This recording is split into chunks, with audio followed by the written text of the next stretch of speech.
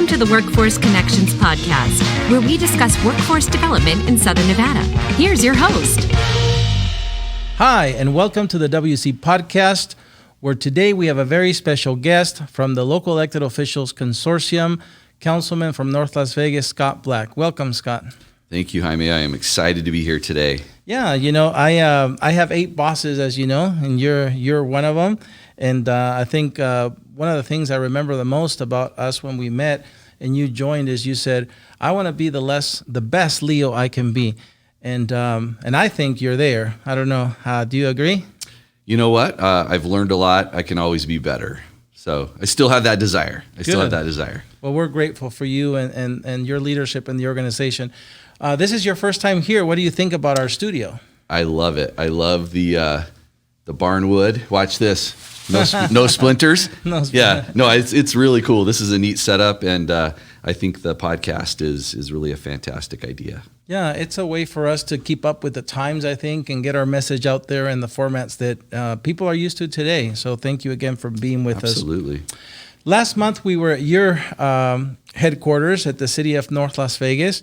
We were opening the Employee MV Business Hub, which is a component of the Small Business Connector in North Las Vegas. The first of its kind, where you guys thought, we bring businesses to the city hall to do plan checks and permitting and all different things. Why not also give them an access point to workforce, but also access to non-traditional capital, access to entrepreneur tools? And so tell us a little bit about how you think that Small Business Connector is going to make an impact in North Las Vegas.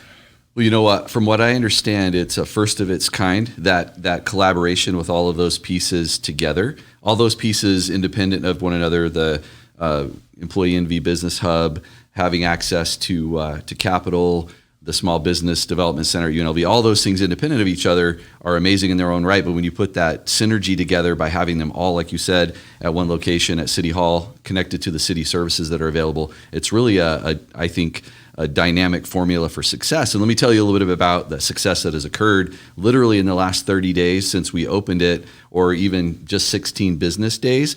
We've helped over 40 employers and job seekers. They've come through our door and we've been able to help them. We've helped 41 businesses to date. 20 of those are amazingly minority-owned businesses. 14 of them are women-owned businesses. We've even had the privilege, we have a great veterans community in North Las Vegas, and we've had the privilege of helping 2 veteran-owned businesses. And we have our first brand new startup business. That's awesome, that we were able to bring in through the doors of the Business Connector and give them the tools and resources they need to launch their business. So it's really, it's been a phenomenal first month. We have our website. You can access it at cityofnorthlasvegas.com. And we've had over 2,000 visitors, and it's in both in English and Spanish. So I say we're getting off to a good start. Yeah, that's amazing that in such a short period of time, something that it's first of its kind, not rehearsed, and there's no blueprint for it, that it has such an impact right away. And of course, North Las Vegas is, I think, a leader in many things. One of the things that Mayor Lee told us when he approached us about this idea, said, we already have the fastest fire department response. We have the fastest process to obtain a business permit. And so I think you guys are really being innovators. And who would have thought, because you've also been through a journey, just the Great Recession really hurt North Las Vegas, but you've made such a journey of recovery, to have great credit ratings again, to have great success in luring companies to North Las Vegas. Tell us, I know there's always something exciting happening because I follow you on Facebook, and so there's always, tell us about some of the exciting things happening in North Las Vegas. I know today you had a business, then I heard about Neuro as well. So tell us a little bit about those exciting things happening there. Yeah, I'm really glad to talk about these successes in our city. And I say our city, I represent North Las Vegas on the city council. I've been there for most of my life. So I love North Las Vegas, but really what we do in North Las Vegas has, I believe, a regional benefit economically to our economy here. And so I'll just kind of, you mentioned kind of the dark days of North Las Vegas, and during the Great Recession, we were 89031 and 032, the zip codes that I live in, were hit probably the hardest in the nation. We saw the mortgage crisis. We were really disproportionately represented from a residential standpoint. over the last 8 years under the leadership of Mayor Lee and with our current city council have been able to really swing that pendulum to have a great balance of nice places to live, new developments and good residential, but also a really robust, diverse economic engine as well. And literally just in the last 6 weeks, we have 500 new jobs come to North Las Vegas. And I'll tell you a little bit about who those companies are, but 500 new jobs with an average pay of about $25 an hour. These are real livable wage jobs that people can have a family and live in North Las Vegas and have a nice home or a nice apartment and send their kids to North Las Vegas schools. But you mentioned earlier this morning we had a groundbreaking company called Tapestry. They're a retail organization that represents some brands that are far out of my reach, but you may be familiar with them. Coach brand, Wow. a $5 billion company that's been around for a long, long time. Kate Spade, a company called Stuart Weitzman. I hear their shoes they're at the Palazzo, if that tells you anything, here in Las Vegas. I don't have any Stuart Weitzman shoes in my closet at this point, Neither but do I. they broke ground this morning on a 789,000 square foot facility in North Las Vegas near the Speedway. It's going to be the first of its kind LEED Gold certified building, first one in this region. They're going to employ right away about 108 employees. They already hired their first employee, who was their HR director, and I took the privilege of introducing myself as not only Councilman Black, but the chair of the Leos, and said that I would put her in touch with you and Irene to make that connection right out of the gate. Ultimately, they will employ between now and 2029 up to 400 people. And their average wage is about $26 an hour. So that's just one. You go back in time just a week or two, we had a company called Neuro.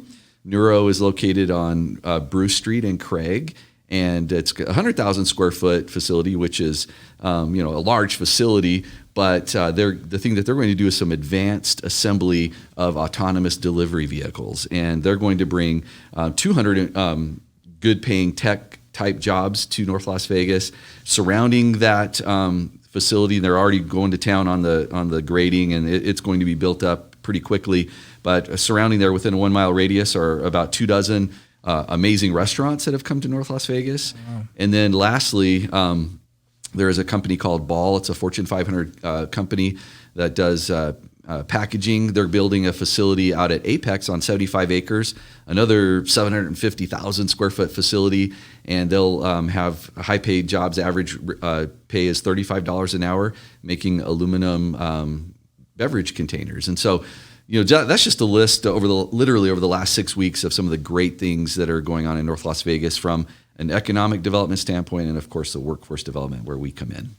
Yeah, and I think that's the highlight for me, that you've only listed the tip of the iceberg of all the stuff happening in North Las Vegas. And again, those of us who follow you see that as you post those successes. And I think what's important, I'm grateful that you are always connecting us. That's why the role of the local elected officials is not just to govern this agency, make sure we stay in compliance and we do things right. But I think it's great when the local elected officials really if you will, roll up their sleeves and get there in the work and introduce us, attend meetings with us, facilitate the work of us helping those businesses that move in find the workforce that they need. So we appreciate that. Talking about your Leo peers, just a month or so ago, they elected you the new chair of the organization. And of course, there's a succession plan. It starts as the vice chair-elect and then vice chair and now chair. And again, as we started earlier, I know when we met 4 years ago, you've displayed tremendous passion and will to really want to learn this world and be of best use and value. And I believe you have. And so, first of all, congratulations for that journey, becoming our chair. What would you like to see happen in your years, your next 2 years as chair of the organization? We've received some national recognition last year, but again, I know you are not satisfied. You want us to continue to rise up, if you will, and give us some examples of what you'd like to see us accomplish. Well, thank you. First, let me kind of go back a little bit. I joined the board 4 years ago in 2017, and I kind of came here, I wouldn't say out of happenstance, but after I was newly elected to the city council, Mayor Lee said, as a member of the council, you have the opportunity to serve on regional boards to represent the city and have a voice and a seat. And he listed a few, and one of them was Workforce Connections. It's the local workforce development board. Really didn't know much about it at that time, but I was intrigued by it, and I said, yes, absolutely, sign me up. I came here and just jumped in. I told you I want to be the best Leo I can be, and I've learned over the last 4 years by going to the national conference with the team several times, by doing workshops, by just trying to immerse myself in the nature of the work. It's complex, WIOA and 17 titles and revenue streams and bringing different entities together. It's been fun to not only watch but be a hands-on participant over the last 4 years. And so here we are. Now I'm the Leo chair, and I'm really humbled because this is an organization that has tremendous value in our community, has great reach, and has a lot of credibility and visibility. And as far as where I'd like to see us go from here, you mentioned the national recognition. Awards and plaques are great, but really it's what it represents to the community, what's behind the plaque and behind the award and behind the innovation that really matters. And when I came here, I love people, partnerships, and possibilities that you see on the wall there. We have great people here at Workforce Connections. And over the last 4 years, I've seen you as our leader build that team of people that are really, really compassionate, really capable, and committed to the work that we do. Partnerships. When we started out, we have a board. I'm on the local elected officials consortium. That's a mouthful. But the board, I've seen the partnerships that we've developed by virtue of our board membership elevate our organization in really, really meaningful ways. And then, of course, the outcome of that is what are we doing? What are we accomplishing? What are the possibilities? I think we've seen in the 4 years I've been here some great possibilities or potential realized.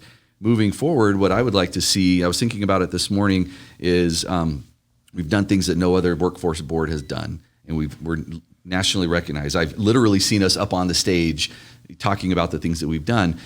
As we continue to implement those things and new ideas, I would love to see Workforce Connections a household name with employees. Where did you get that great job? I was able to obtain it through partners of Workforce Connections or our affiliates. As an employer, I want to see Workforce Connections to be an integral part or a key component in a business plan or in a business model or in an operational plan. Companies like Tapestry or like Ball or like Neuro or other big companies that come not just to North Las Vegas, but throughout Clark County, throughout our region, I should say, first thing they do when they come here, one of the few things on their checklist, how do I plug into the workforce development board that's here? And I want us to be on the short list of things that are essential for their success here in Southern Nevada. And I think we have the raw ingredients. I think we have the tools and capacity to do that. We're moving ourselves that direction. I think we're ready to take that vital role and position within our economy here. And I heard you, that's so cool that you say that, because you talked about us being a part of somebody's plan purposefully, yeah. In other words, yeah, like now. As an essential piece. Yes, I love that. And so I think I'm going to make sure that we discuss that. As you know, every year we sit down and we have a session that we call it a strategic planning session. Mm-hmm. It's a session to really think about what you just said, these big ideas, where are we going? Yes, we have current plans and we have performance outcomes to meet. We have all those things, but we always want to, especially like a time like now when the world just changed on us right in front of our eyes, sit back and say, are we going in the right direction? What adjustments we need? And so again, that's happening on January 12, where we're bringing together not just the 8 members of the local elected officials consortium, but also the 23 members of the board that you appoint to represent business in our community. I think that would be a great topic of discussion there. How do we become that essential piece of not just the job seeker, but of the business we're trying to help? Absolutely. Well, as we come to the end of the podcast again, I really want to thank you for not just being our chair, but being the best Leo you could be. You said those words, and you've shown us with actions that you meant it. And, like you said, we're grateful that when we call on you, whether it's a trip to D.C. or a meeting here, you're always there for us. And also, just as important, when we're not there, you're spreading our message, you're connecting us to people. And so we couldn't be happier about that. So thank you, Scott, and thank you for being here at the podcast today. Glad to be here. Thanks, Jaime. All right, so that's it for this episode. We hope to see you at the next one. Until then, stay safe.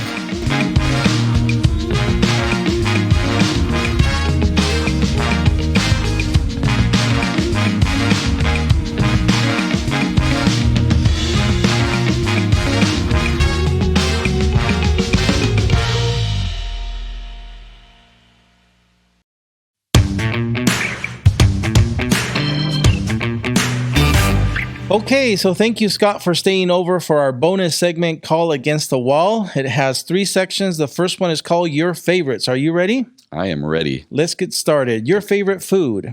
Mexican food. Your favorite family recipe? Pesto pasta that I learned how to make at UNLV. Yum. Your favorite city to visit? Probably Tahoe. Your favorite subject in school? English. Favorite musical artist or group? And you don't have to give us just one. You can do more if you like.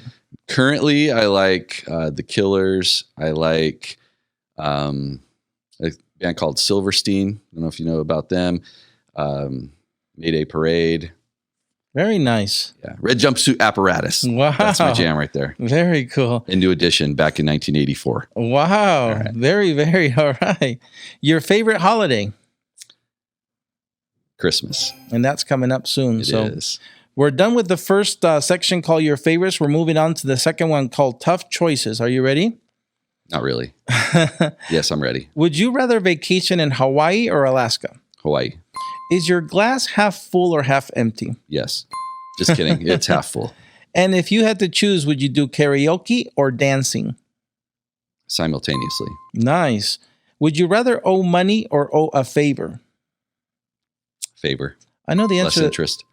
Plus interest. I know the answer to this one, but I'm going to let you answer it. Are you an introvert or an extrovert? Extrovert. Yes. Here's my favorite one. Justice or grace? Grace. Ride a bike or drive a car? Ride a bike. Human power, baby. Yep. And I've seen you anywhere, all the towns we go. Unless it's a vintage Volkswagen van, and then I would drive that over a bike. Our last section is called Finish the Sentence, where I will give you an unfinished sentence and you will finish it for me. Are you ready? Yes. If Scott could live anywhere, it would be Moab, Utah. Scott's favorite thing about his career is I never get bored. the best part of living in Southern Nevada is The beautiful weather. 3 words that describe Scott are Compassionate, kind, and goofy. well said. If Scott could travel back in time, it would be to 1962. wow. Doing the WC podcast today was Amazing. well, Scott, thank you for staying over and doing the bonus segment with us. You're welcome. I glanced at you for that last one because it was amazing.